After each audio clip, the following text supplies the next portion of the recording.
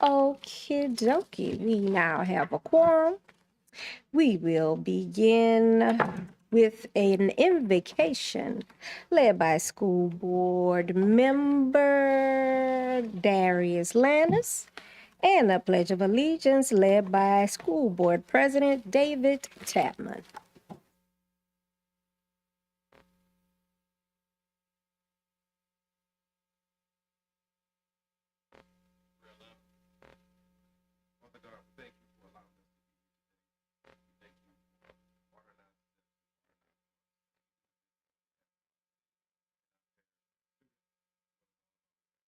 That you give us the productivity to work together and do what needs to be done on behalf of all the people of this great city. In Jesus' name that I pray, amen. Amen. Please join me in the pledge. I pledge allegiance to the flag of the United States of America and to the republic for which it stands, one nation, under God, indivisible, with liberty and justice for all.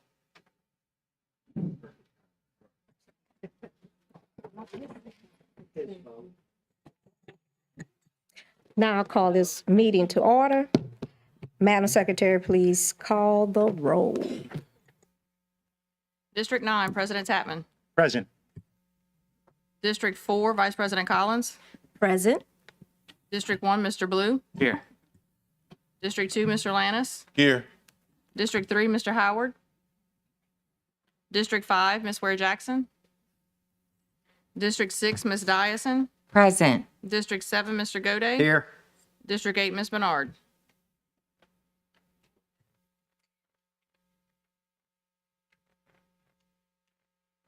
We now move forward with item B1, updates from the superintendent. Thank you so much, Madam Vice President. Madam Vice President, before I start, I'd like to make a request to remove one item from the agenda tonight. Okay. And we just wanted to make sure that, 1 second.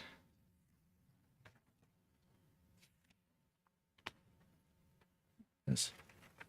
The item number is item number 7, property casualty insurance RFP selection.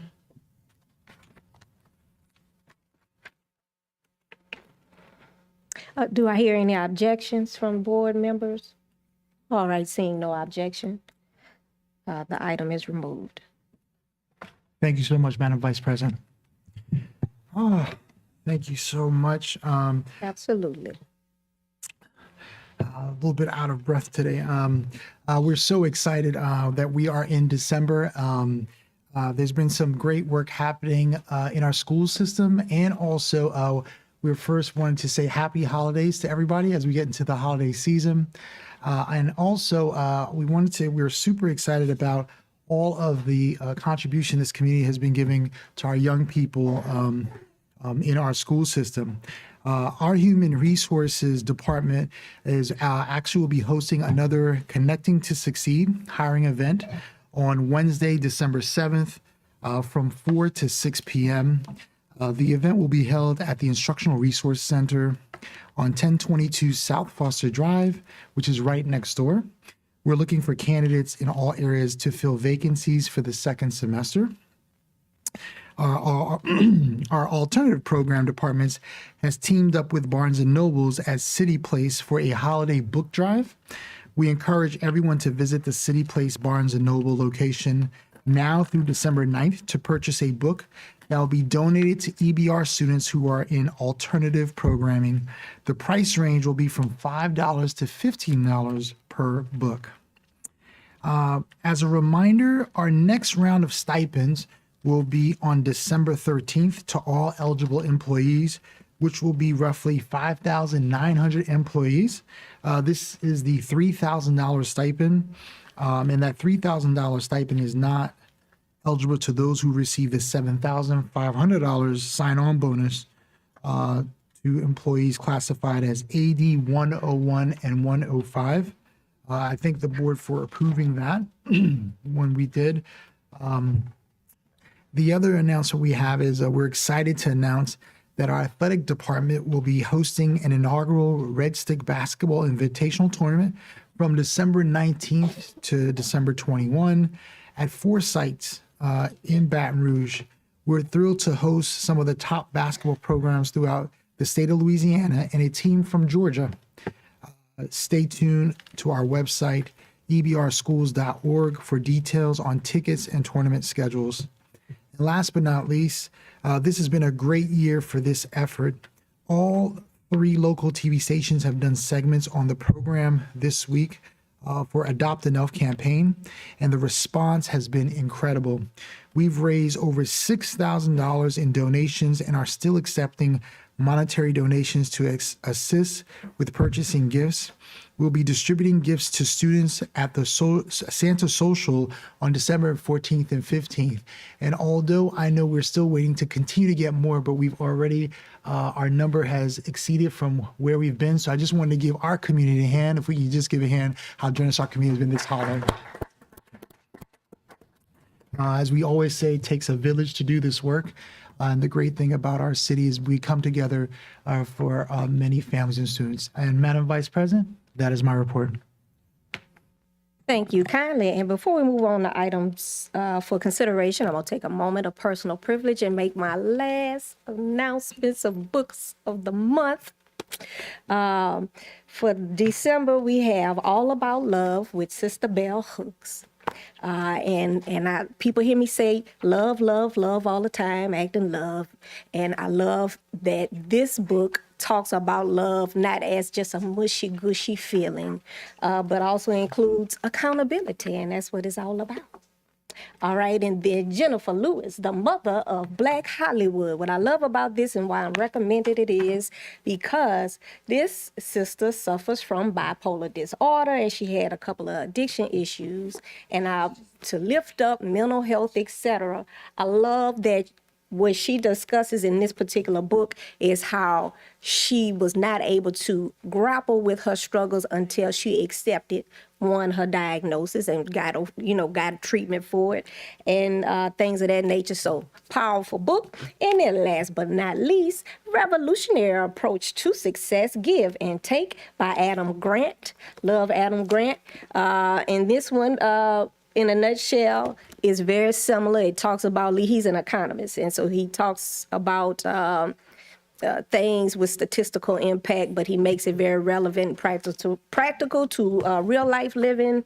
And he talks about how some of the most powerful leaders lead from relationship, and again, accountability, love, understanding. I'm paraphrasing, but it's all in that gumbo. And so those are my final book recommendations as Madam Vice President of East Baton Rouge Parish School Board.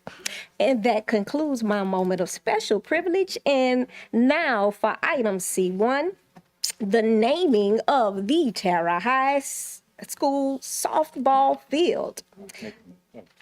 Okay, that's no problem. The recommended action is consideration of a request to name the Tara High School softball field the Barry Jackson Field.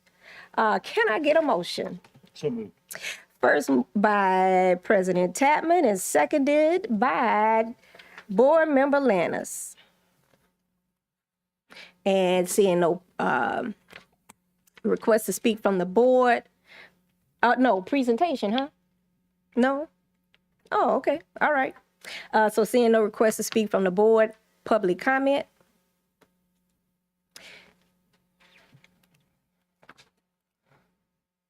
Good evening, board.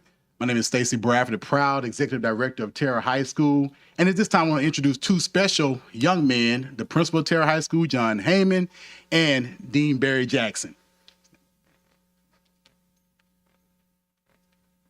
Good evening, board members. Good evening, Dr. Narcisse. I just want to thank y'all so much for allowing this item before the board. Coach Barry Jackson has been a fixture at Tara High School. He's been a teacher, an AD, a dean of students throughout his tenure, but his main contributions to the school have been athletics. He's coached basically everything at the school, but he's going on 25 years as a softball coach. The program died in 1997, And in 1998, he kind of resurrected it and has been the head coach every year since. So today the program's thriving and his students perform well both on and off the field. His greatest achievement is he's never coached a student that failed to graduate.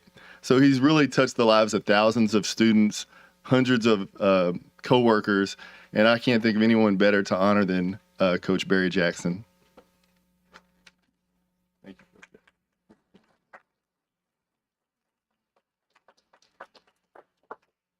you. Coach, did you have a few words you want to accept the honor of the recommended action? Well, yeah, I definitely accept.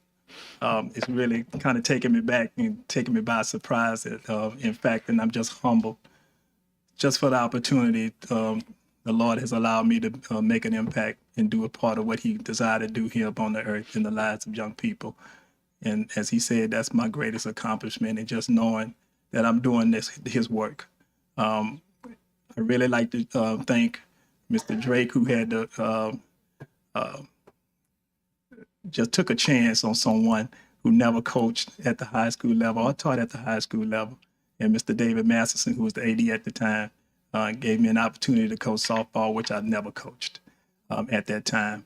And so here we are years later and just have so much to be thankful for. I thank my wife, I think, who just walked in, who at the end, you know, your life just kind of is about the school to a certain degree, and for her just humbling herself to support me in my calling.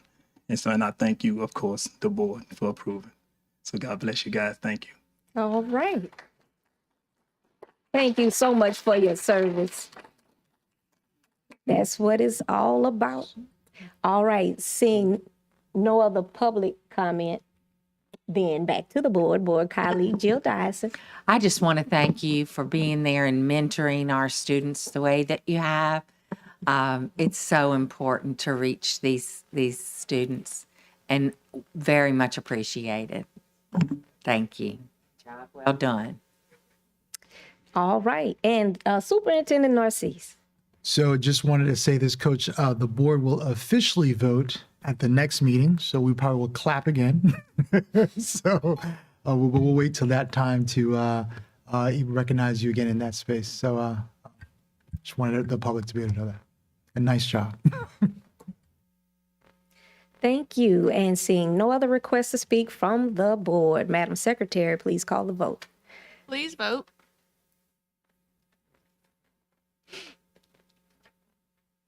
Oh, geez. I'm sorry. No, I'm not talking about you. Madam Secretary, you might have to just go ahead on and call the roll. right. Yes, ma'am. District 1, Mr. Blue. Yes. District 2, Mr. Landis. Yay. District 4, Vice President Collins. Yay. District 5, Ms. Ware Jackson. Yes. District 6, Ms. Dyson. Yes. District 7, Mr. Gode. Yes. District 9, President Tapman. Yes. Carries. Amazing. All right, moving forward with item C2, Bill and Melinda Gates Foundation recommended action, consideration of a request for the approval of the Bill and Melinda Gates Foundation's research and development partnerships for the Math Equity Grant in the amount of $3.5 rounding up $1 million to provide K through 8th grade research partnership with the Dreambox Learning and LSU Social Research and Evaluation Center to increase student math performance and related matters. Can I get a motion? Board Member Gode and Board Member Ware Jackson.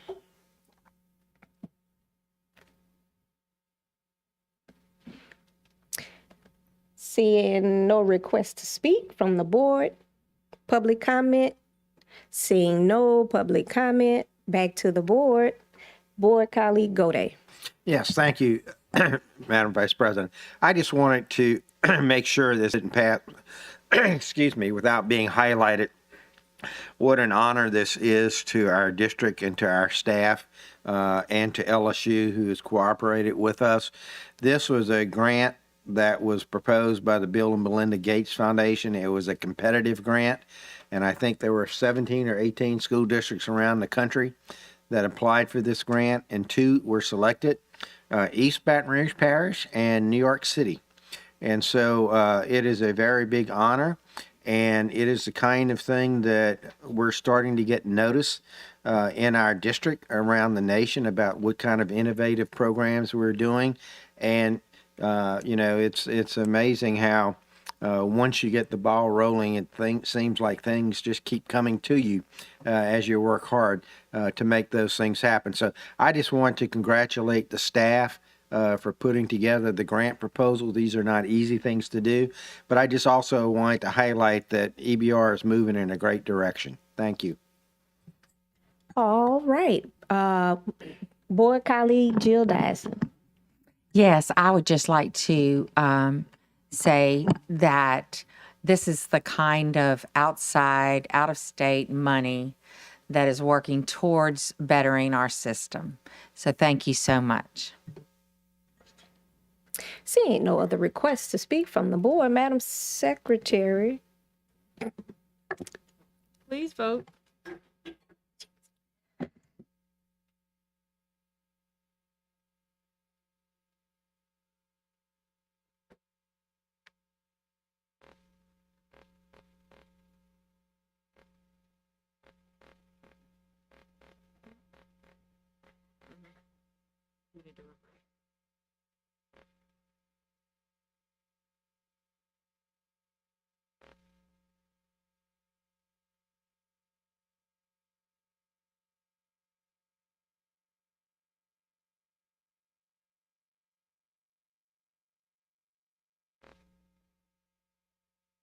We're going to do a roll call if that's okay, Madam Vice President. We're having some technical difficulties. Ma'am. District 1, Mr. Blue. Yes. District 2, Mr. Lannis. Yay. District 3, Mr. Howard. Yes. District 4, Vice President Collins. Yay. District 5, Ms. Ware Jackson. Yes. District 6, Ms. Dyson. Yes. District 7, Mr. Gode. Yes, yes, yes, yes, yes. Got it. District 9, President Tapman. Yes, and in true Louisiana form, he voted 4 times. No, I'm just kidding. The motion carries. It's working now.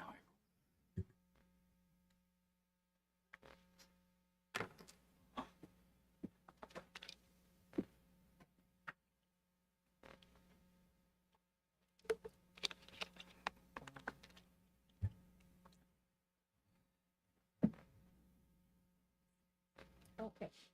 All right.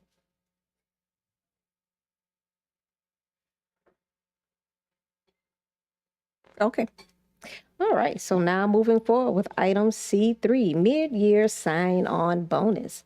Recommended action is consideration of a request for the approval of a $2,000 mid-year sign-on bonus for teachers hired on January 2023.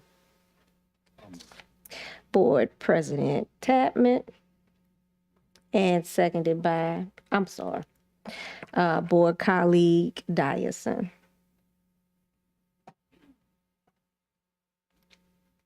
Seeing no request to speak from the board, any public comment?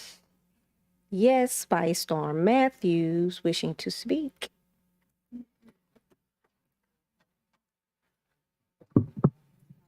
The heels. Okay, there we go.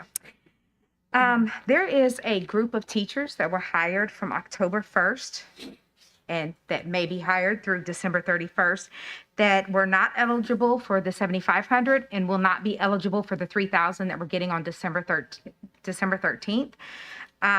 For those people who keep messaging, saying that we're not, yes, we are still getting that. So those people fell through the cracks and aren't eligible for either of those.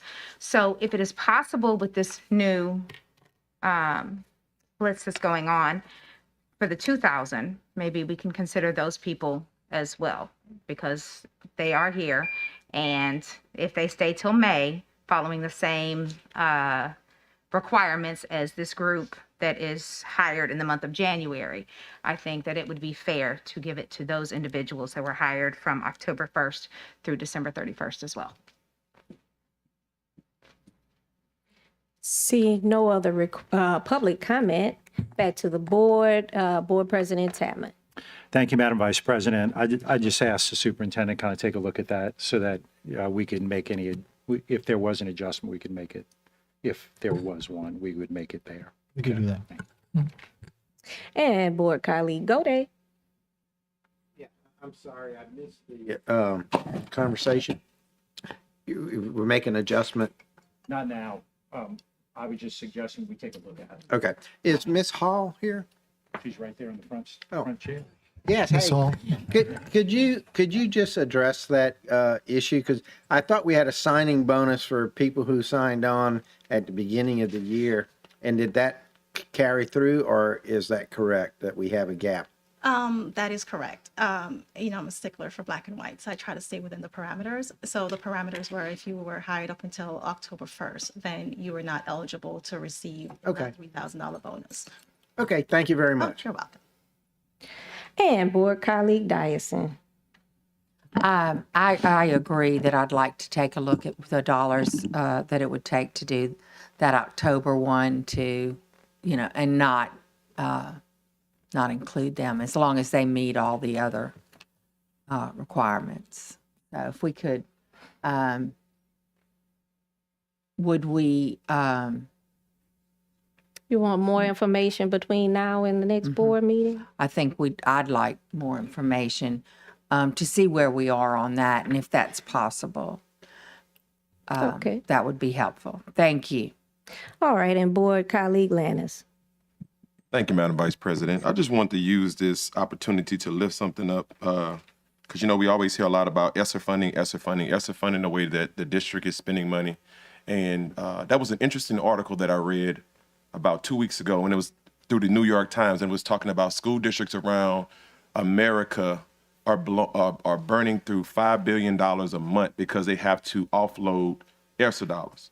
And when you ask yourselves, how are we putting our best foot forward?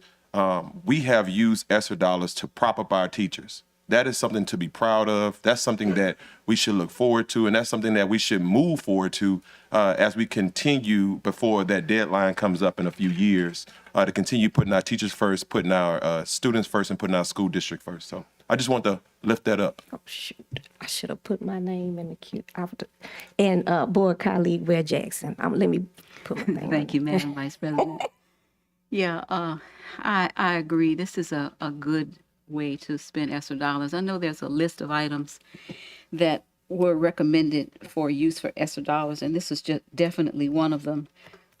We have spent some ESSER dollars in areas that were a little bit questionable, but this one definitely falls in line, and we certainly want to use these funds in that way. Thank you. I just want to chime in and say I agree, especially when we know our FTE counts don't happen until October, and then there are staffing changes on different campuses, and so I'm sure a lot of new hires result from that.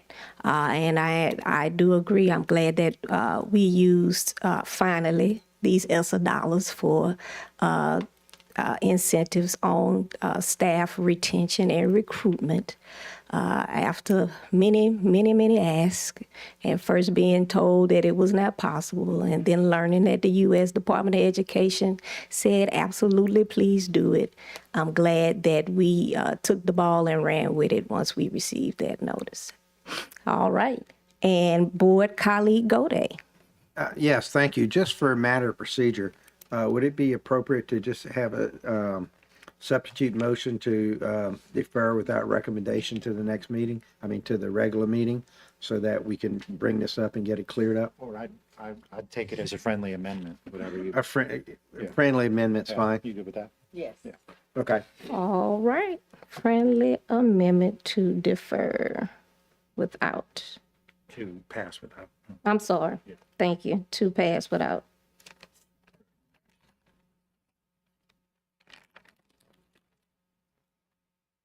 Well, to send is the better.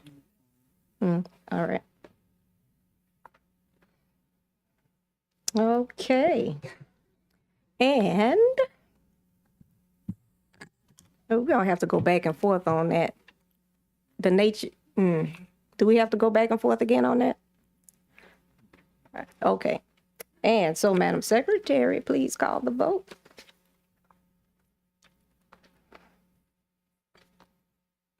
Please vote.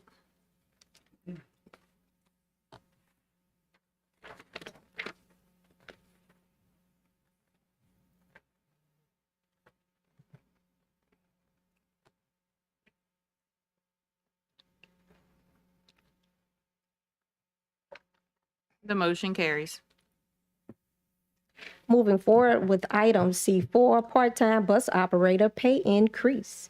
Recommended action, consideration of a request for the approval to increase the part-time bus operator rate from $10.50 per hour to $13.29 per hour to create recruitment opportunities for internal and external candidates to fill 62 bus operator vacancies. All right, first by Board Colleague Dyerson and seconded by Board Colleague Baloo.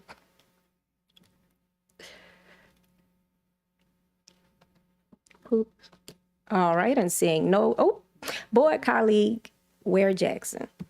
Just a quick question.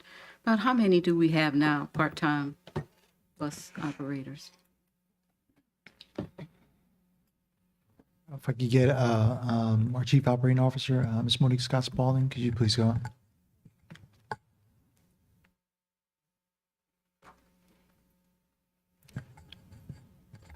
Evening, everyone. Currently, we do not have any part-time bus operators.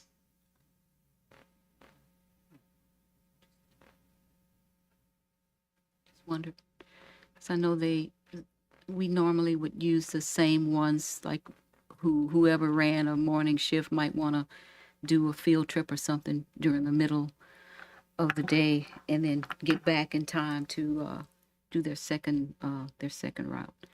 It's our practice. And so now we're seeing that. What sparked the interest? I'm just curious in getting part-time bus operators, because we've got have we suffered a big loss in full-time bus operators? Is that what drives us to recruit more part-time? We're budgeted for 400 bus operators, and currently I think it's 350 that we have on the rolls. We're working through 10-day absenteeism and job abandonment, but daily there's about 320 operators that are on the road because of call-outs, appointments, illnesses, and what have you. Yeah, I knew there was a shortage all around the country, so yeah. Okay, thank you, ma'am. You're welcome. All righty. And Board President Tadman. It is a big problem. Thank you for talking about that. I was on jury duty this week, and it is now, probably shouldn't say this, it's an excuse for jury duty. If you are a school bus driver, they're releasing you from jury duty. So that's how bad it is. I just wanted to make that point. Okay, thanks. Thank you. And now public comment from Storm Matthews representing herself. I like that last little tidbit, Don. I am all for a raise, 100%.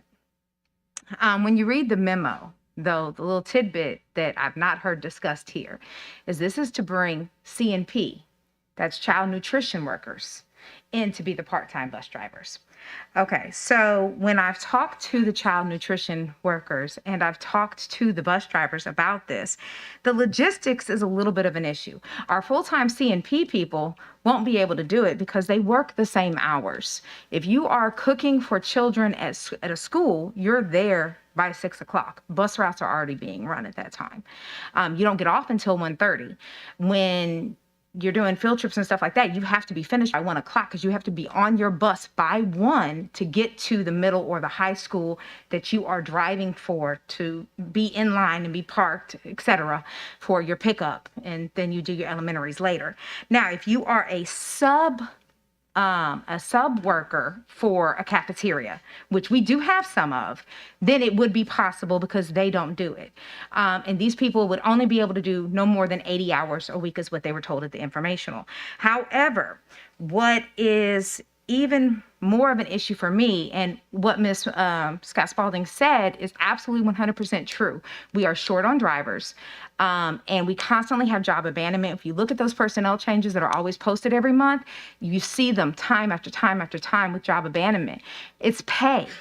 And according to, I do not have any, haven't done any public record requests on this, but according to what they have reported to me, the bus drivers, they are 3 steps behind, dating back to when Jindal was in office. They've told me that they're 3 steps behind in their pay. So yes, let's do a raise, but why don't we do a raise for our full-time bus drivers? And then maybe we can actually get them to stay and we stop having so much job abandonment. Can we look at getting a raise for our full-time bus drivers? Seeing no other public comment, back to the board. Okay, board colleague Ware Jackson. Thank you. And I appreciate Ms. Matthews bringing that up. I remember seeing that and wondered, because I'd heard somewhere that it was like 1:15 they had to be in a certain place, and she just said 1 o'clock or 1:30. So I wondered how the logistics would work out with that. If we're looking at people that are already on the job, working in the cafeteria, and then leaving to go to do a bus route. Is this something that's going to be worked out further a little later? Because it doesn't seem like it quite fits the way that it's written.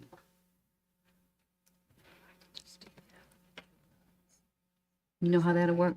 They'll do a different kind of run, like Jill was saying.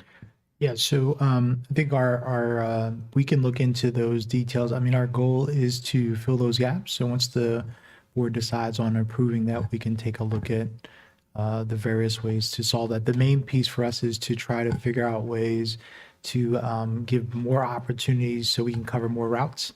As you know, the transportation area has always been a little challenging, especially when you look at COVID and all the things that have happened. But once the board makes this decision, we can be able to look at variation ways of making those shifts and changes. Yeah, so we'll just get them in place, and then we'll figure it out as we go. Yes, ma'am. Okay, thank you. Board colleague Lannis. Question for Superintendent. Are we including bus drivers in the compensation study for the across-the-board raises?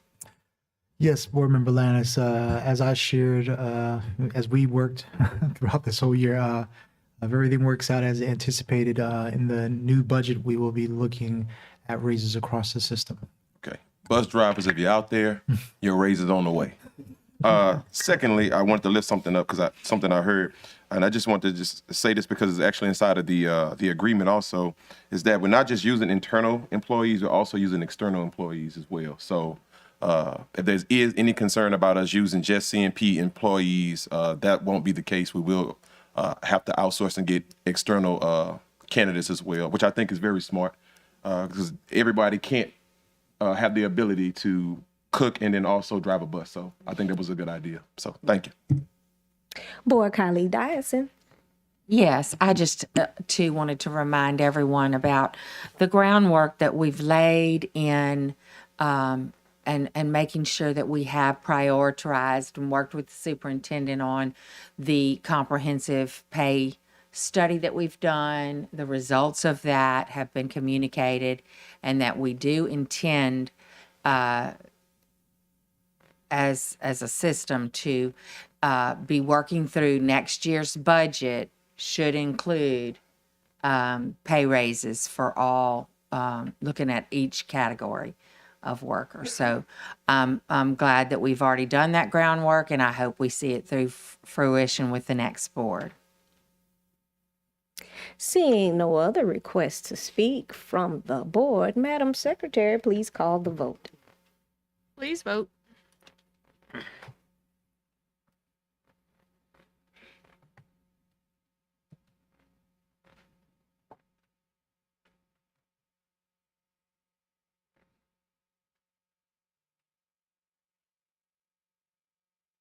The motion carries. Moving forward with item C5, Memorandum of Understanding, External Healthcare Providers. Recommended action, consideration of a request for the approval of an MOU template between the East Baton Rouge Parish School Board and various external healthcare providers to support the recruitment of exceptional student services paraprofessionals to the district. All right, Board President Tapman, and seconded by Board Colleague Ballou.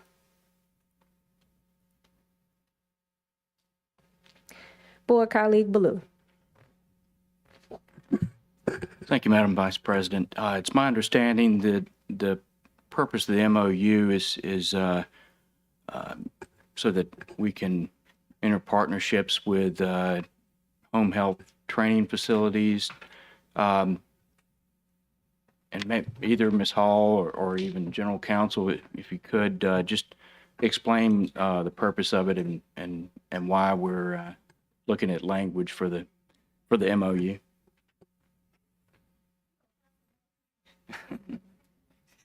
Hello, everyone. So yes, it is just for partnership. I'm just trying to stay ahead of the game and try to be as trendy as possible and innovative.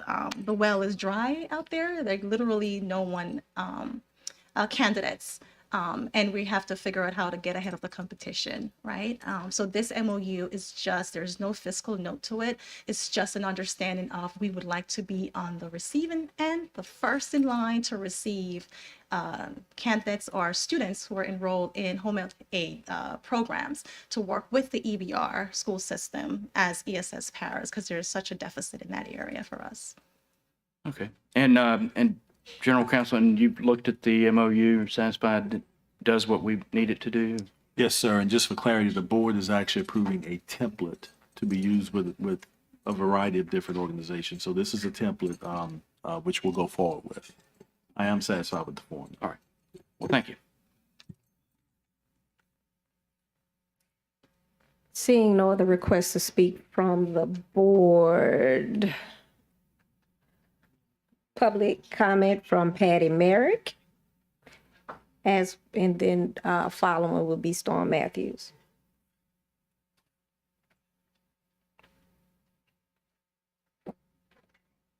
Good evening, Patty Merrick, retired teachers. I'm kind of confused about this because last night there were several calls and reading over what was written. It said students, and you just mentioned that again in the ESS Paris. Now, in the template, I think this really needs to be reviewed because it says students. The students cannot provide anything for this to other students.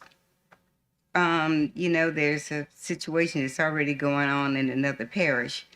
When you start talking about administering anything to a student, to a teacher, and the information provided for C5, it talks about recovering, or if a teacher or a student or someone pass out, you don't know anything about my health needs. If someone pass out in this room and you're talking about reviving me, what if a person has in their medical records not to revive them? We need to study this because this is a lot of ifs, and question marks about it. And if you're going into a school system and every school does not have a nurse, and it says about the drugs and so forth, and it mentioned in the information, it says students, teachers, staff, and visitors. How do you know what a visitor is on or anything about the staff? You don't have all of the medical cards or so forth that are on them, and you're talking about administering something to them, assuming that you know what drugs or so forth they are. I'm totally confused about that, and I think everything else, and I don't feel comfortable explaining it to anyone without hearing about this beforehand. And I really like to hear more about it before there's a vote taken on that. I really think we need to be on one accord about this and not just giving out information about drugs and how to recover a person from something going on in the school or passing out from it. That's what I would like to know, to be able to pass on to them. And not to treat someone. I have pills in my purse now. How are you going to identify them and know what I'm taking? I appreciate it. Thank you. Thank you.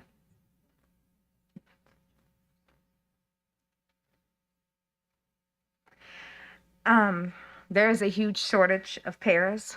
My own child, who has a child-specific para, we have had a hard time finding a para, getting a para to stay. Paras are not paid very much. It's a very low-paying job, and he is not medically fragile, so there's not a whole lot that goes into him. But this plan to go to a home health care company to gain workers, that is going from one empty pot, because nationwide we have a shortage of educators, of teachers and paras. But nationwide, we also have a shortage of home health care workers. William has not had a home health care worker since before COVID. The governor is still paying me to be William's worker. Whereas normally it's illegal for somebody who lives in the same house to be the person's worker. So because there is such a shortage of workers, the parents are being paid. They can't provide us any respite, so at least I guess they give us a little bit of money. But there are no home health care workers. So why are you going to go from one empty pot and try to reach into another empty pot to try to fill this empty pot? There's an equal shortage. Also, I understand that you're just approving a template, but that template needs a lot of work because it says that you would pull them directly from the school. Well, like I said, I've been a home health care worker for the last 2 years. There is no such thing as a home health care school. That should not be in your template. The trainings are conference calls. You read a piece of paper and you take an open book quiz.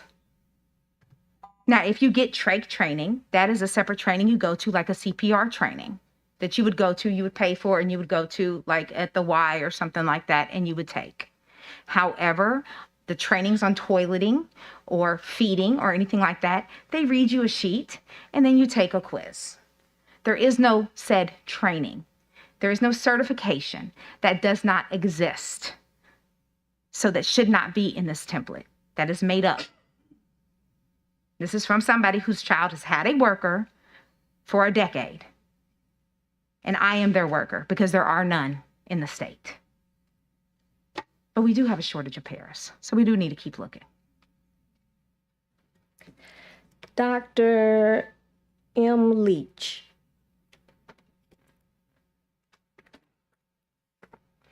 Somebody raised their hand before I go over my time.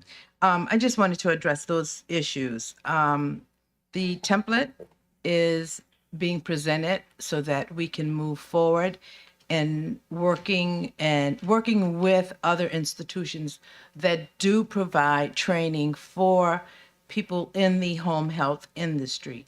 There are home health providers in East Baton Rouge Parish. It is not illegal to pay a household member to take care of an ill family member.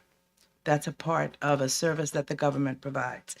The idea is to reach out to people who are being trained in home health care, who will have a better understanding of the needs of students with exceptionalities.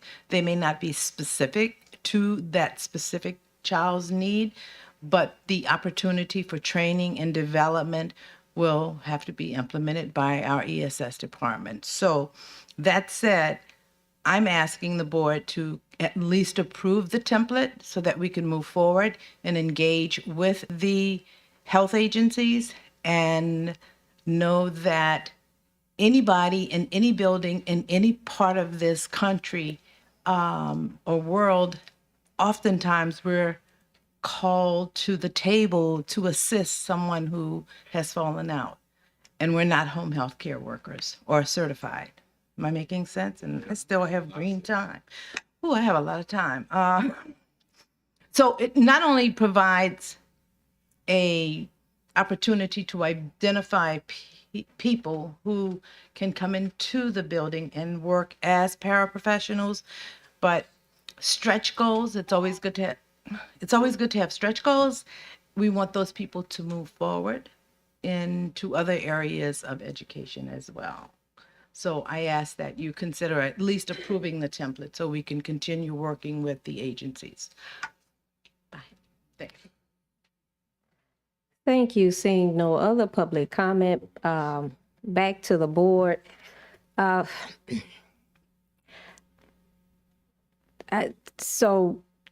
my name is in the queue. I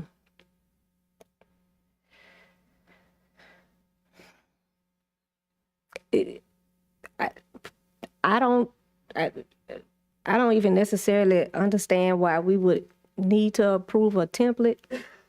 But if we're gonna approve a template, which then inscribes it in policy, then that's going to narrow down what you can do moving forward.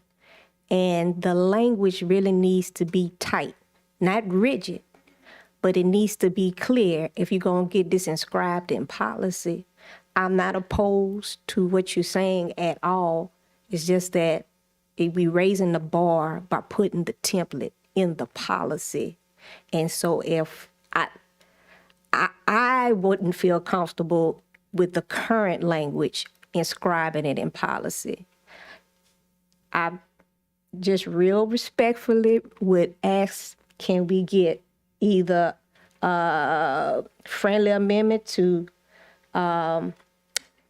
send without recommendation so the language can be tightened up, and then we approve it at the next board meeting? And that, because again, is you raising the bar on what you got to stick with once you put it inside policy.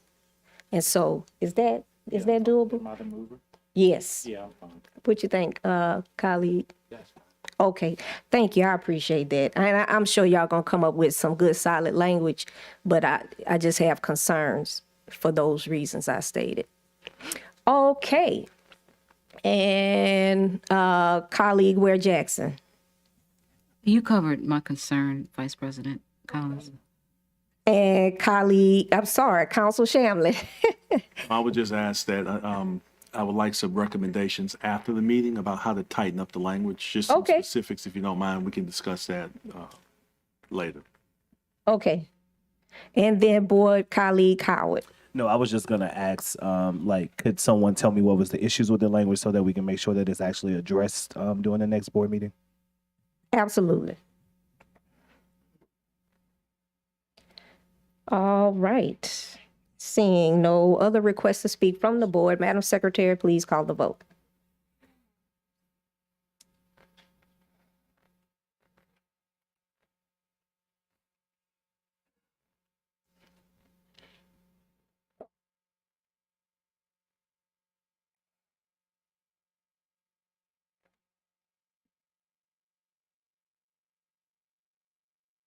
Please vote.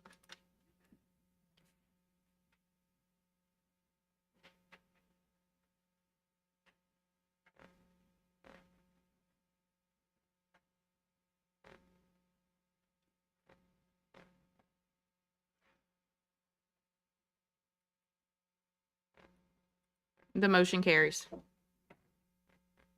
Moving forward with item C6, transportation software RFP selection, recommended action, consideration of a request for the approval of the recommendation of the committee for the selection of Trip Spark as the provider for bus transportation software, and to authorize the superintendent and general counsel to negotiate and execute a contract.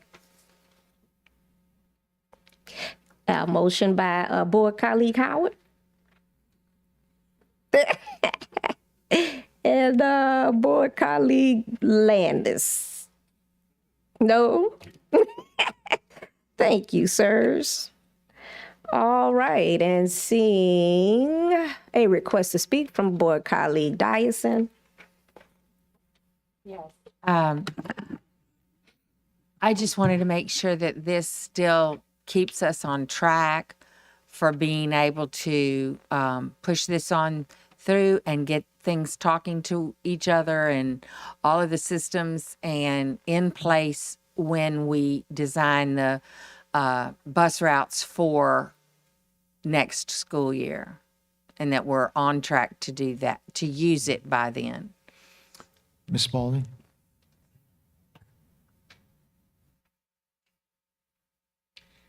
So the short answer to your question is yes. We will be on very track with being able to use RFID tracking for the students, increase GPS services, and being able to monitor the students, and a new routing software. Yes, excellent.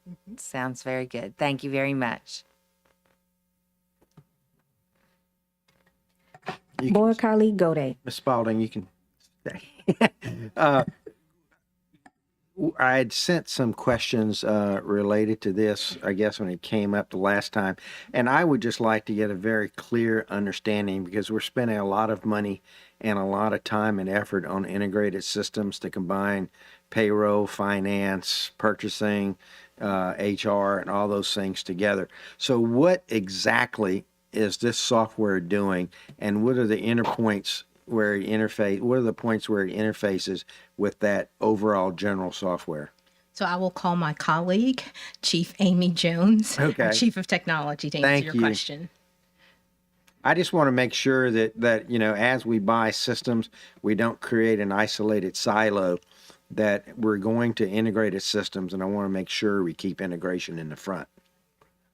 Good evening, everyone. Thank you, Mr. Gode and Ms. Scott Spalding. Yes, we have very much studied the interaction and the integration that this technology for transportation will have with the current ERP system that we have in place that is in migration process right now. And while it is a more robust transportation system and will offer a lot of features that the module that we did not go with in our current ERP system. When you say current, you mean new or? Our new. Okay. I'm sorry. Okay. Our new, the one we're migrating to. Will be able to absolutely talk and import, export all of the data that they need from our student information system, as well as our ERP system, but it is a more robust transportation system, so it will fulfill all of those needs. Great. I have no issue with I just wanted to make sure the integration points were well thought out, and that they can talk to each other, because, you think about why would we worry about this? But if you're doing transportation software and you got bus drivers who are clocking in and out, that goes to payroll, that goes to finance, it goes to all of those things. So I just wanted to make sure that all those things were linked up. So thank you very much for confirming that for me. Thank you. Board colleague Baloo. Thank you. I don't have a question, but prior to the board meeting, just to ask if you would provide to the board members the criteria that the selection committee used in their scoring and their selection. It may answer some of the questions, like Mr. Gode said, how we were scoring each applicant. Thank you. And board colleague Ware Jackson. Thank you, Madam Vice President.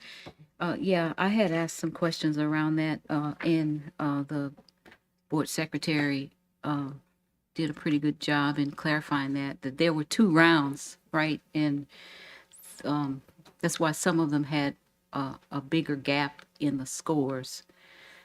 It would have been more clear to see a little bit more in the backup about that, but I get why we had 2 that had a lot higher scores than the others. And also, I wanted to ask you about, I know we've had conversations in the past about, this this long-awaited dream of shorter bus routes, and and somehow someday doing later start times for our dear children whose body clocks do not fit with our schedules. And I'm hoping that that this software will help us get closer to that goal. What are your comments around that? How do you see this working towards shortening bus routes and doing some of those dream things that our families are looking for? So I'll tell you, the district is still reviewing the opportunities to reduce or delay the start time of high school. I'm not sure that elementary school will have an opportunity to manipulate that, but how the software will help is bringing efficiencies to the route. We'll be able to look at the sites, look at the students attending the sites, have more direct routes and more efficient routes. We'll be able to track the students who are riding the buses and be able to manage our ridership in more detail. Because I know we have lots of families who have been asking for some shorter routes so that they can avoid having to go all the way to that that transportation stop across town where you switch up and everything. So I'm hoping that this will move us closer to that. Our transportation team has continued to reduce those elementary transfer routes. I think we were well over 60 in the previous years, and we're under 30 now. And the goal is to remove elementary transfer, to have more direct routes to elementary schools. But we are working through looking at the routes and managing our assets, our school buses, and managing our staff to be able to accommodate. Okay. Thank you, ma'am. Seeing no other requests to speak from the board. Public comment, we have Sister Coranda Corley.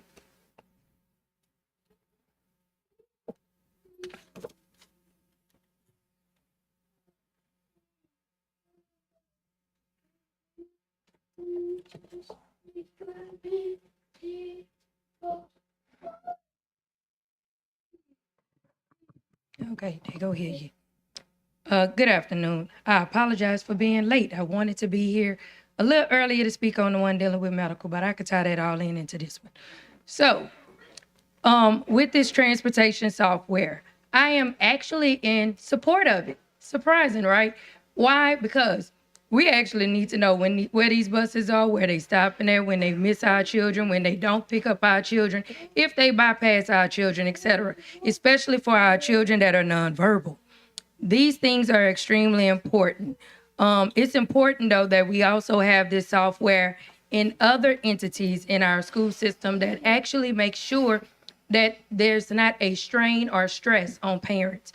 I know that it was very important that parents knew where their children were when their children were left at transfer, and we did not have any information on where the buses are. I remember times when I used to call and they did not have any idea that the buses never moved from any particular location. Seeing this actual program in action has been a beautiful blessing. I've had the opportunity, thanks to the former head of transportation, Mr. Bell, and the current head, Mr. Moore, to allow me the opportunity to actually be able to see it in live and living color. And it is a wonderful thing to actually be able to see that the bus actually stopped at a particular location at exactly what time, and if it did not go there at that particular time. Because it definitely allowed the parents to know that, hey, although our cards say put the child out there 15 minutes ahead of time that they're scheduled to pick them up, it allowed us to see that they needed to be out there 30 minutes ahead of time because the buses was coming a lot earlier than the 15 minutes that was requested. Some of them were coming a little later, but it does afford you the opportunity to see the exact time and the exact connotation. Also, as it relates to the medical, I think, actually Sister needs Coranda, to... I'm tying this directly into transportation? Yes, ma'am. I promise you. Give my 10 seconds back. Give my 15 seconds. Transportation as it relates to this software contract. I promise. The software I'm contract. tying it in. Okay. Okay. As it relates to medical, we actually need the same type of software so that we can actually know if we have medically fragile individuals in the school system. It could help us with knowing where they are, and it could also help us with actually being able to communicate with EMS and other medical entities to be able to reach those individuals that may need medical care. This program was actually able to do a lot of things and actually help us in a lot of other departments. That's how I'm tying this in. It's not something that should just be used for transportation. Right now, you have our students. Oh, I'm sorry. Get my 15 seconds back now. You do have things where they actually request parents of individuals with disabilities to have to do things where this program would Thank you, actually be Sister Karonda beneficial. Corley. Thank you. See, it's not often y'all give me to say I'm supporting something, but y'all should have gave me 30 seconds. Thank you.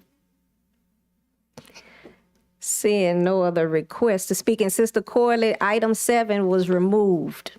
So, oh, okay, she had it, okay. She wasn't here earlier to know. All righty, and seeing no other public comment, back to the board. Seeing no other board requests to speak, Madam Secretary, please call the vote. Please vote.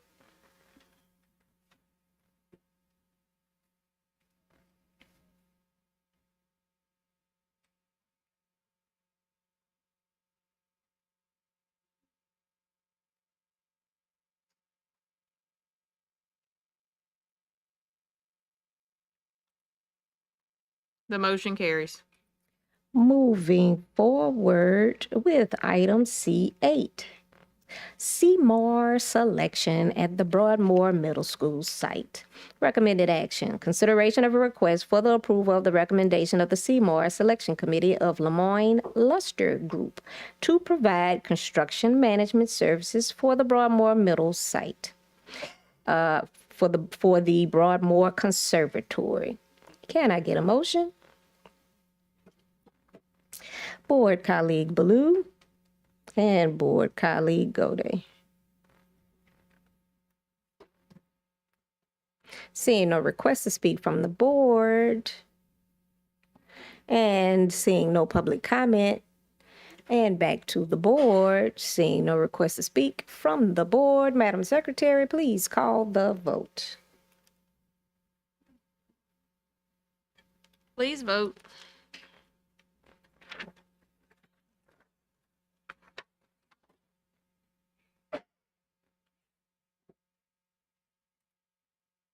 Okay, now please vote.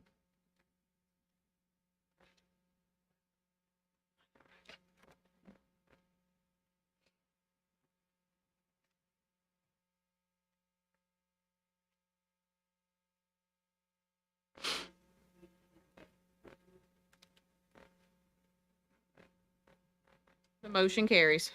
And moving forward with item C9.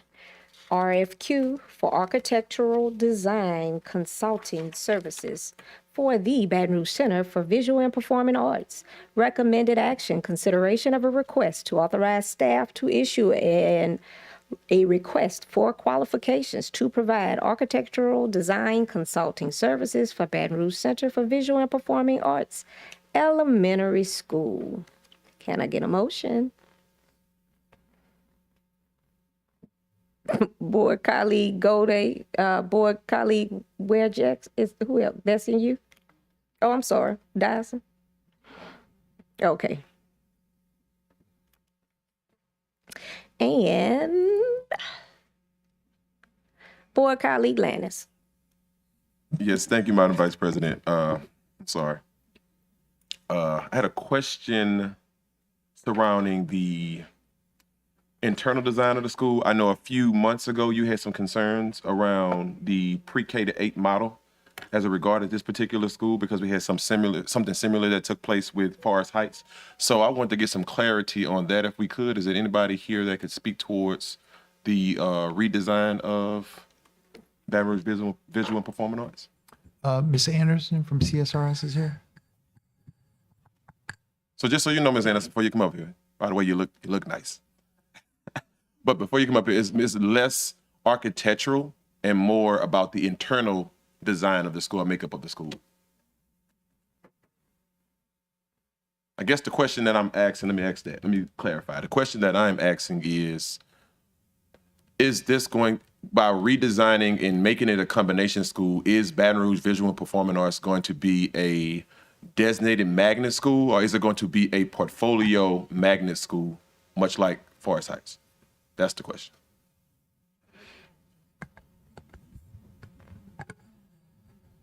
I just want to make sure we're clear on your question, Board Member Lyons. So you want to know with the additions for BRCVPA, will the school change its type? Is that what I hear you saying? Yes. Yeah, so no, there's no change in the type of the school. It's just addition.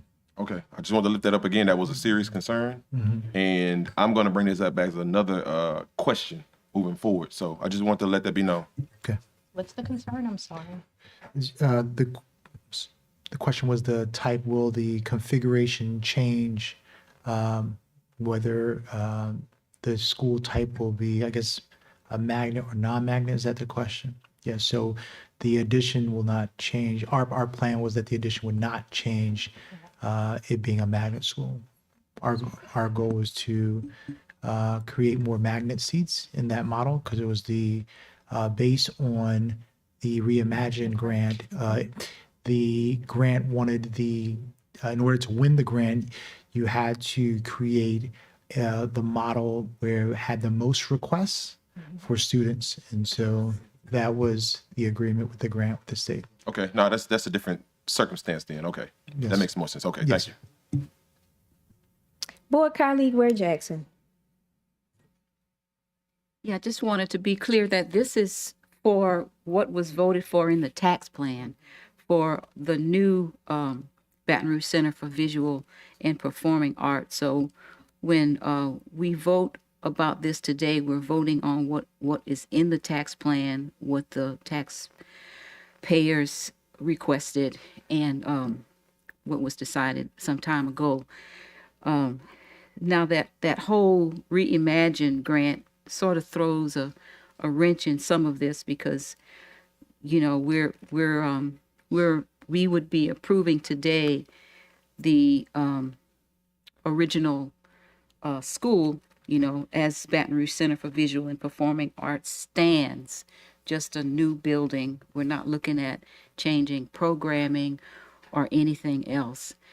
That would need to be a vote of the board and definitely communications with the community around that, which also brings to mind that we need to have some community interaction around this whole Reimagine concept and how, if it takes place, if we end up looking to change the configuration from a K-5 to K-8, how it would affect other schools that also serve in the same area.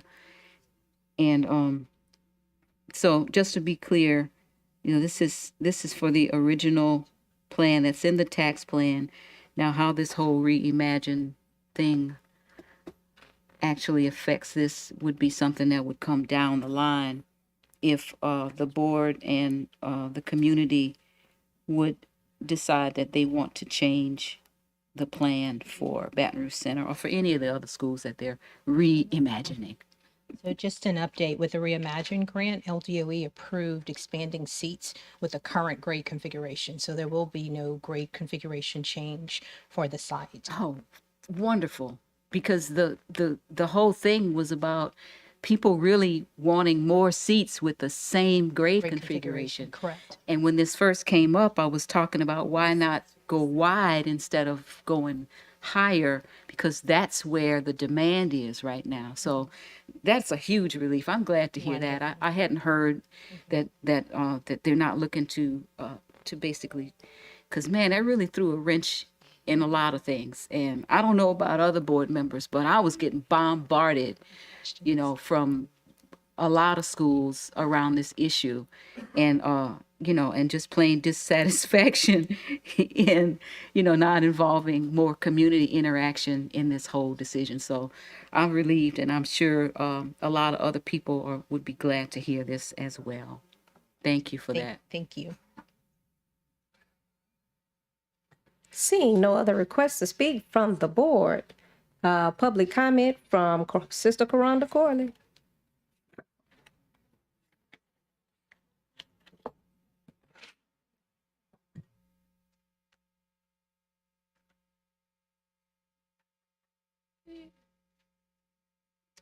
Okay. So as we talk about architectural design, and I just want to bring up that Baton Rouge Center for Visual and Performing Arts actually have children with disabilities that attend that school. And for many, many years, that school has not been in ADA compliance as it relates for individuals with disabilities trying to matriculate through that building. You have a lot of kids with disabilities that have hurt themselves trying to go from a classroom to a bathroom. And those kids then, because they could not safely go from the classroom to the bathroom, from the bathroom to the cafeteria, etc., those kids had to transfer to other schools. That's a problem. That's a problem when our motto say every student every day, that is so nicely covered up with garland, that could have been that money that could have been used towards making these buildings in more ADA compliance. So when we talk about architectural design, I am so happy that board member Lane has brought that up, because I know how to do that design. And I can tell you from looking at a lot of the buildings throughout our school system, I know our ADA department probably is going through and making reports. I hope they are. We definitely need to look at a lot of these buildings, the majority, because they're not in compliance. The architectural design was not done with ADA at the forefront. I can talk about our C-Tech building, not in ADA compliance, Broadmoor Elementary, not in ADA compliance. And we don't even put staff over there, nurses, for those children that live right there to be able to go there. They have to go to other schools far away. These are problems when you talk about how we're going to implement and utilize IDEA funding and any other funding that comes from that general budget. The Title I money also includes ADA money.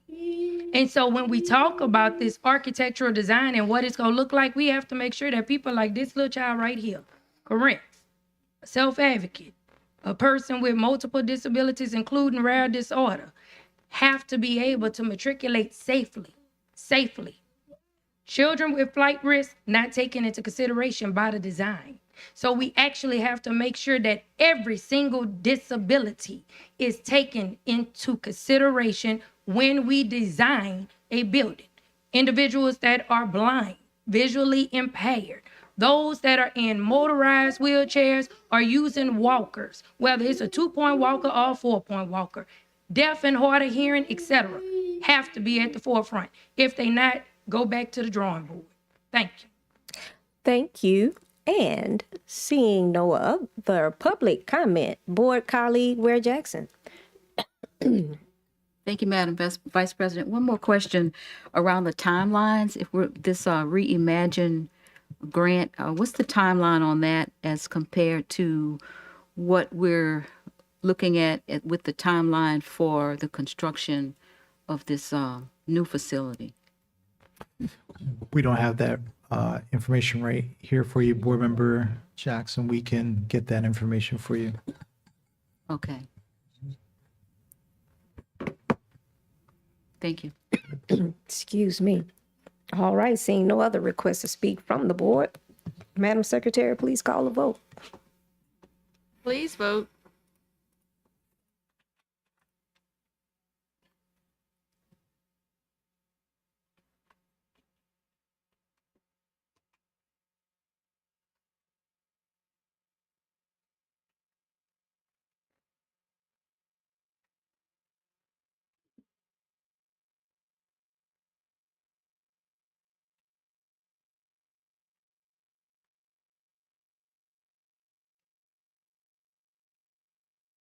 The motion carries. And now moving forward with item C10, request for qualifications regarding energy management services. Recommended action: consideration of a request authorizing staff to issue a request for qualifications to seek proposals to provide energy management consulting services. Can I get a motion? Board colleague Ballou and board colleague Gode.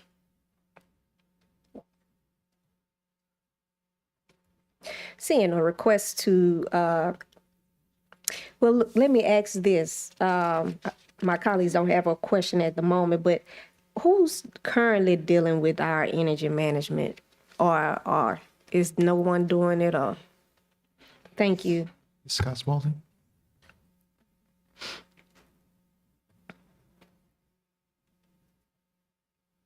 So currently, we do not have a contract for energy management services. Once the Aramark contract ended on June 30th, we no longer have contracted services. We do have some internal staff members that are working through some processes to manage reviewing the utility bills, applying for grants to be able to support some of the repairs that we need to update lighting in our facilities.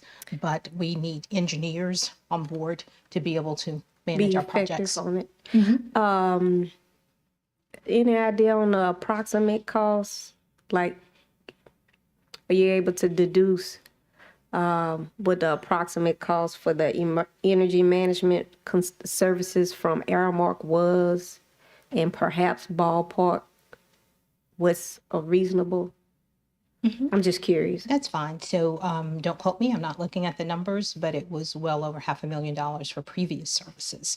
Okay. We're looking to work with energy management companies to minimize those costs, doing some assessments, some minimal opportunities to reduce costs with lighting and solar repairs, potentially window repairs, door Okay. repairs, ceilings, or what have you.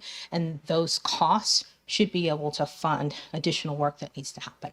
Okay, very good. I think it's definitely needed. Board colleague Ware Jackson, thank you.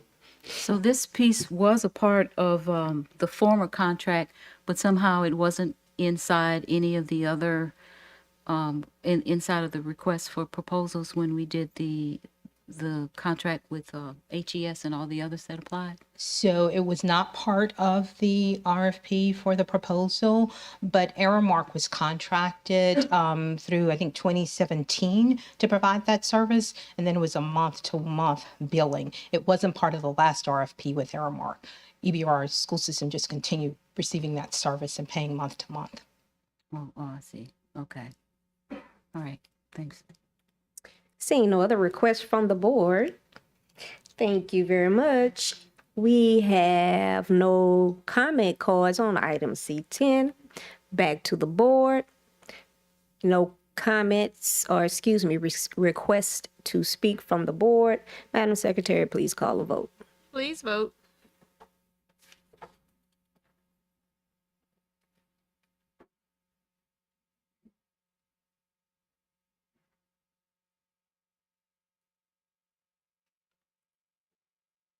The motion carries. Now moving forward with item C11, professional services contracts, federal. Recommended action, consideration of a request for the approval of a professional services contract between EBR School Board and the following. A, Lexia Learning Systems LLC in the amount of $318,260 to provide professional development to improve literacy development. B, City Year in the amount of City Year, in the amount of $115,000 to provide instructional support. C, SPED Strategies in the amount of $27,000 to provide exceptional student services, professional development. And D, Associated Professional Educators of Louisiana in the amount of $48,000 to provide mentor training and certification. Can I get a motion? Board colleague Howard and board colleague Lannis.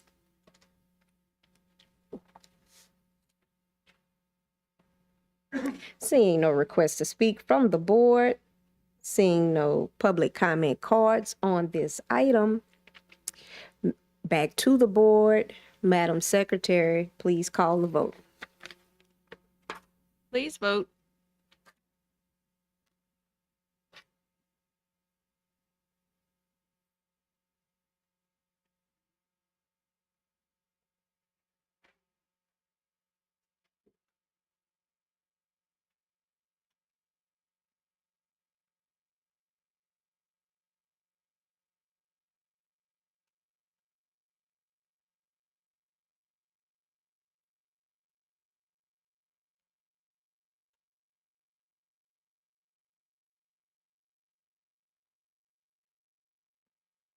Ms. Dyson.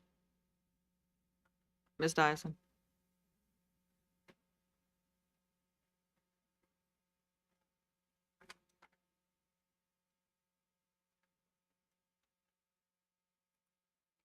The motion carries. And now moving forward with item C12, Professional Services Contract General Fund. Recommended action, consideration of a request for the approval of a professional services contract between EBR Parish School Board and the Manship Theater in the amount of $41,206 to provide tickets and fees associated with various touring productions. And can I get a motion? Board colleague Gode. Oh, Len. Okay, and board colleague Dyson.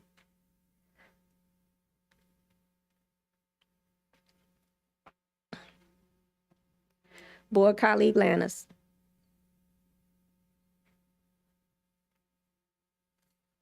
Thank you, Madam Vice President. Is it possible to get some information on this particular item?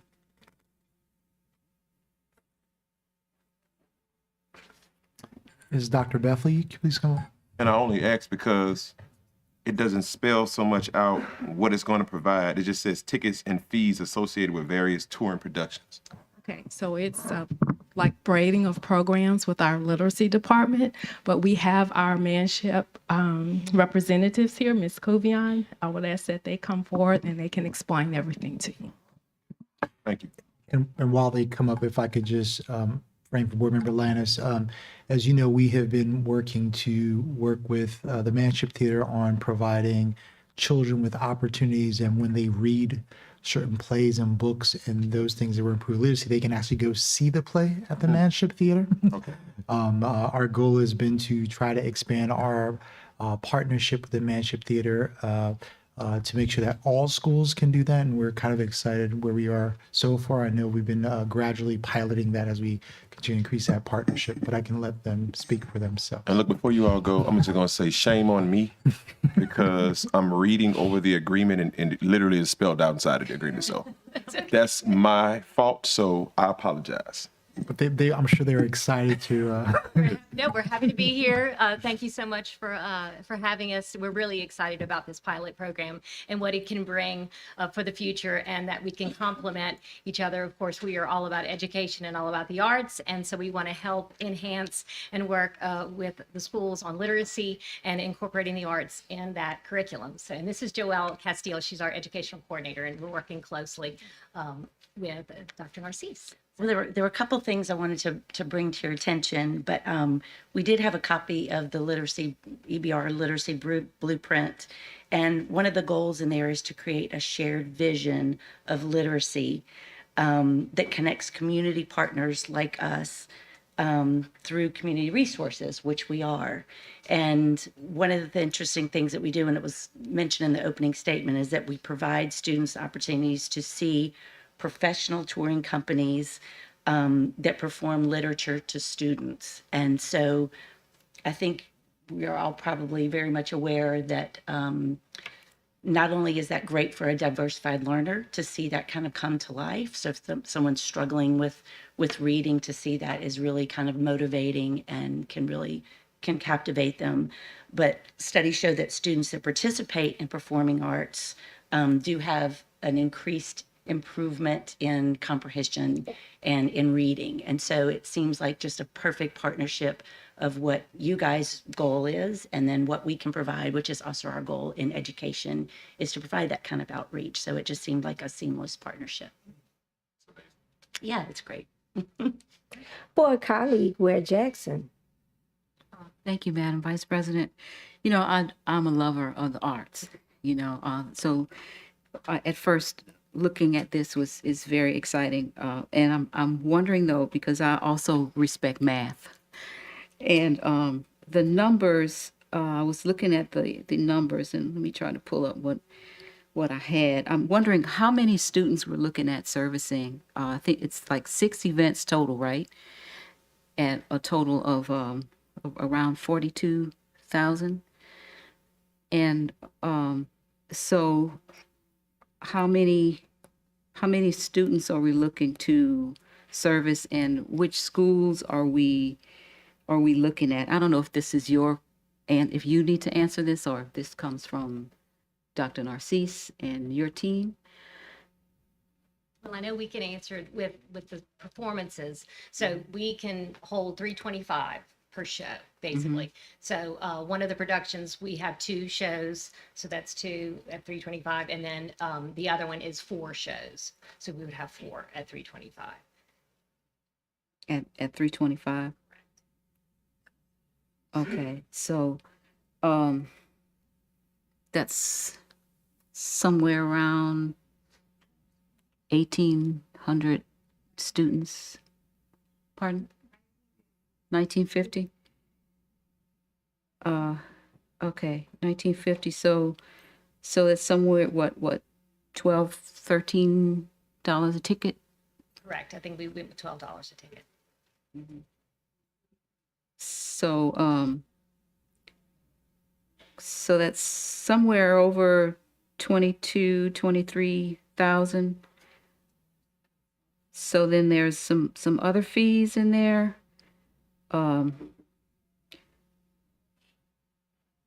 Around, if I remember right, the where they actually the hotel. What is it around the performance Well, fees? Are we doing extra shows, Correct. particularly for these children? Correct. So they are already here at the Manship Theater, and they're doing a public show, and then the next day they're doing 2 shows, and then they're staying for additional shows specifically for this partnership for the EBR schools. So they're having to stay another night. They're and there's the artist fee increases, other expenses increase, staffing, technical staffing, as well as equipment, all of that. Security, janitorial. All Okay. that's surrounded with the performances. I see. Okay. Now, the other concern I have has nothing to do with you guys. I'd be happy to see this take place with with some good numbers there. But my concern is that it's coming out of general fund, and I'm wondering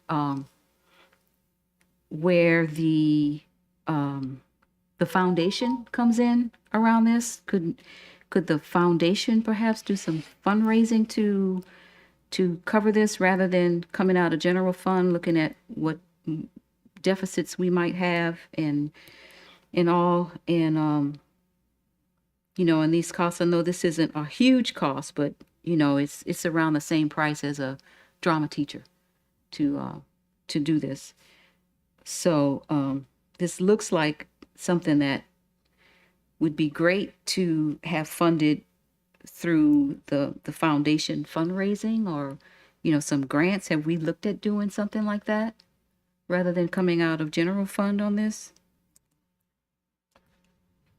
Board Member Jackson, we did not look into foundation for this because the way that we thought about it was our goal has been to, as you saw in our literacy goal, to be able to work with our various community assets as we're giving kids real life experiences with reading and at the play. And so it was a part of our work that we're doing with curriculum and all those components. And so we don't see it as a standalone. We see it as a part of our overall strategy on the literacy blueprint, on bringing in community assets into helping us educate our children across the system. So that's the reason why we didn't look at it that way.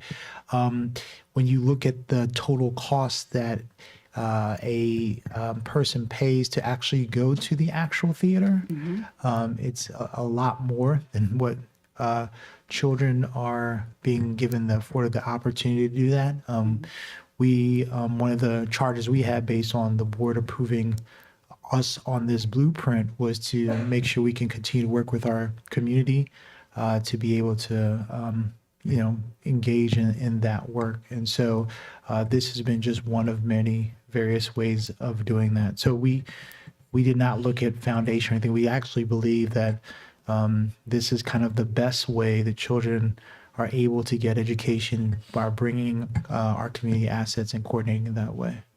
And does it include transportation? Yes, it does. And Dr. Beth, you want to respond to some? We're in the process of applying for some additional funds through our competitive super app, and we will be able to help with this initiative. But yes, it also does involve transportation will be provided. And I do have a list of schools. I did not include it in this packet, but I will give that to Dr. Narcisse to share with you. And Can you put it in the backup, please? Would you please? And In the then that's backup? your time. Yeah. Okay. All right. Thank you. Thank you. All right. And seeing no other, we went to the public. All right. So seeing no other requests to speak from the board. Oh, we didn't. Thank you. So any public comments from Storm Matthews? As an ELA teacher, probably one of my favorite standards is to teach a novel and then to show the movie or the play and then compare and contrast the historical text of it. So I absolutely love this idea. I want to go see Warriors Don't Cry, just so you know. I do support this. I do just want to say that on the memorandum, it was dated before the news of Dr. Lashley's departure.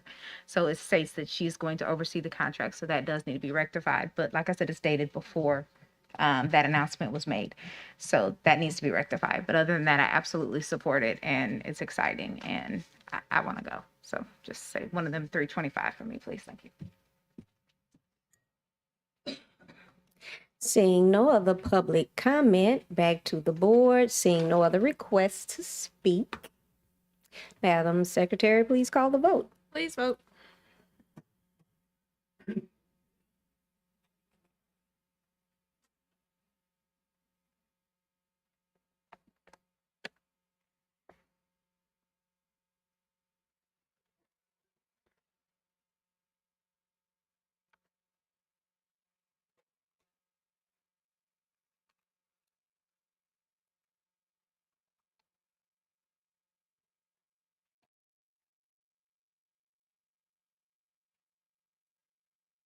The motion carries.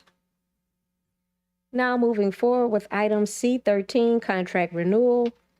City of Baton Rouge Adult Education at EBR Prison. The recommended action is a consideration of a request for the approval to renew a contract between the East Baton Rouge Parish School Board and the City of Baton Rouge in the amount of $134,110 to allow the East Baton Rouge Parish School System Department of Adult and Continuing Education to continue providing adult education classes and high-set testing for inmates at the East Baton Rouge Parish Prison from January 1st, 2023 through December 31st, 2023.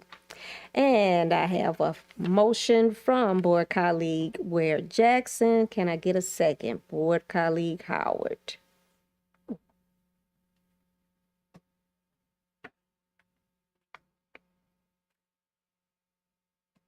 Seeing no request to speak from the board. Seeing no, Board Colleague Lannis. Thank you, Madam Vice President. I'll just be real quick.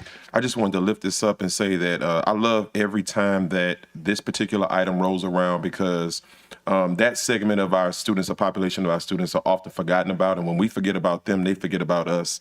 And that causes a lot of division across our community and it results in a life that they are a trajectory in life that they shouldn't go on. So I think that this helps to put them back where they need to be. It shows that we care about their education and we care about what they do once they are reinserted back inside of society and for a second chance. So I just wanted to say thank you and kudos to our team for putting this together. Thank you, Board Colleague Lannis. Seeing no public comment. And back to the board. Seeing no additional requests to speak from the board, Madam Secretary, please call the vote. Please vote.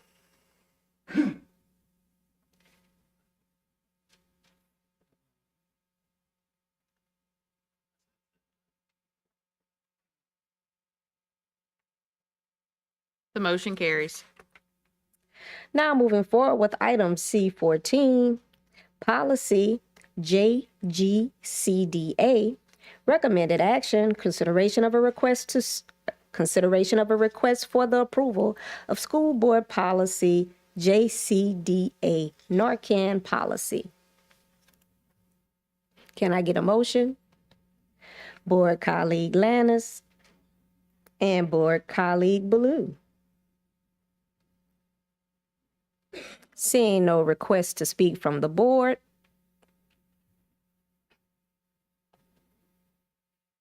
seeing no comment cards from the public, and back to the board. Seeing no request to speak from the board, Madam Secretary, please call the vote. Please vote.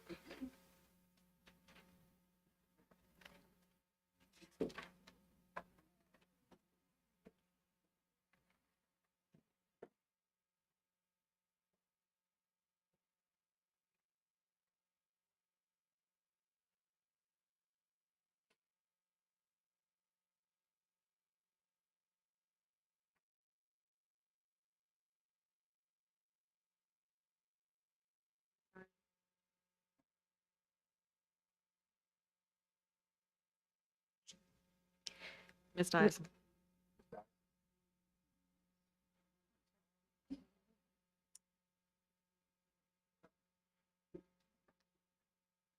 The motion carries.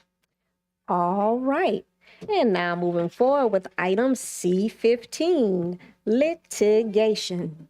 Recommended action, consideration of a request for the approval of the recommendation from Gwen Shamlin, General Counsel of East Baton Rouge Parish School Board, in the matter of Rainisha Sims versus East Baton Rouge Parish School Board and Tracy Martin, docket number 679-822 in the 19th JDC EBR Parish Schools, EBR Parish, Louisiana, and to provide for related matters.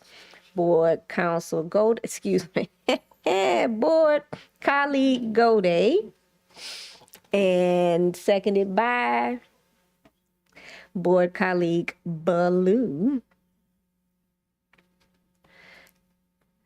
Board Colleague Lannis.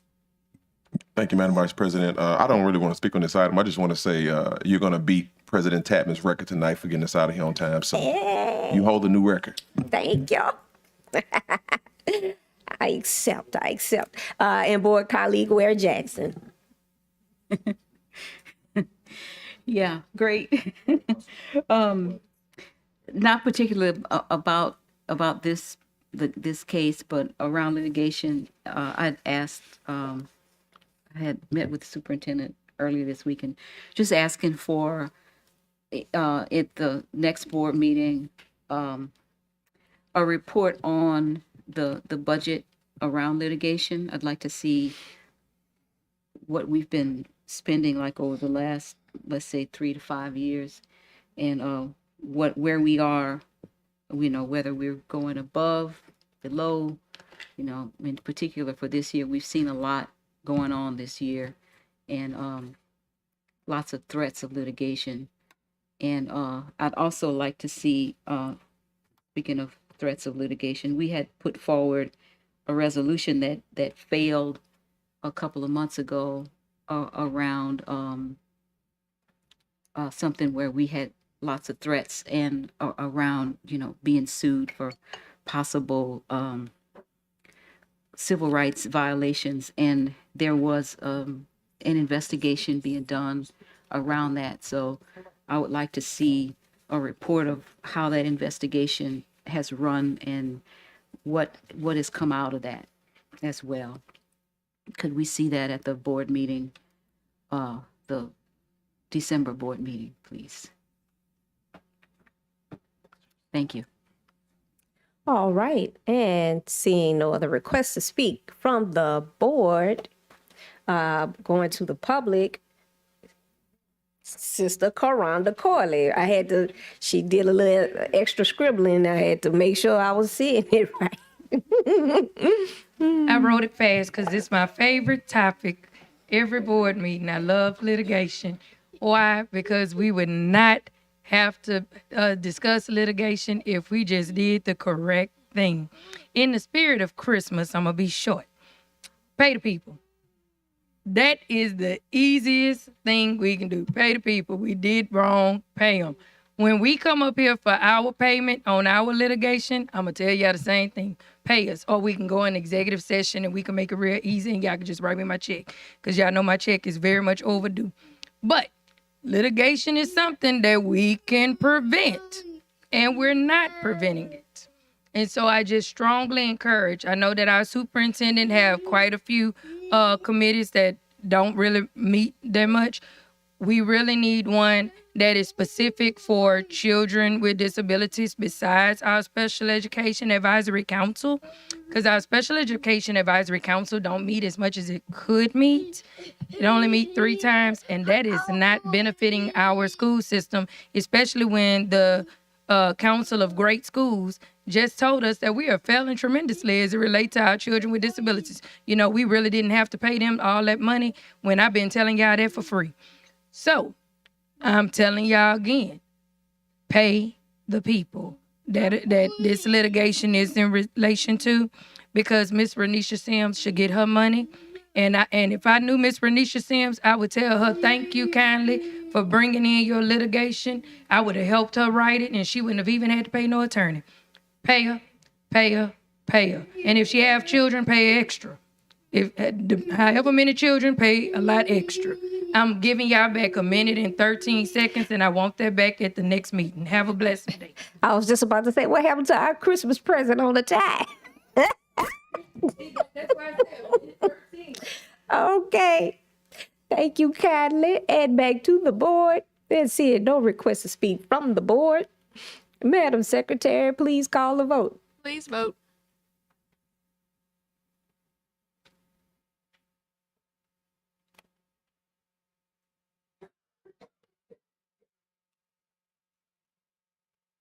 The motion carries.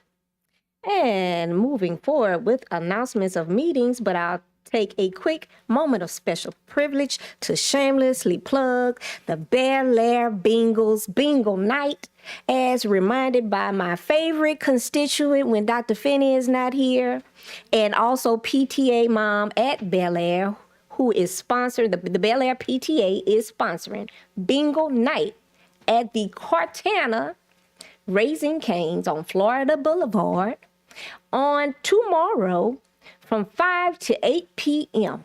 You must mention Bel Air High School to ensure that a portion of the proceeds are directed to our fundraiser. Go Mighty Mighty Bengals. I'm going to fit it in. I'm double booked already tomorrow. I have to go to a gumbo party.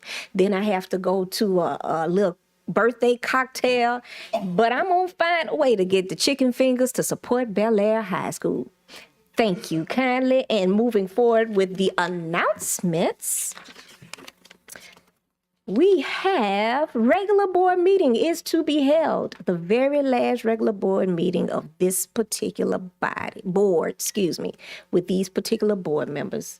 I shall hold it near and dear to my heart, as I'm sure all of my colleagues here will.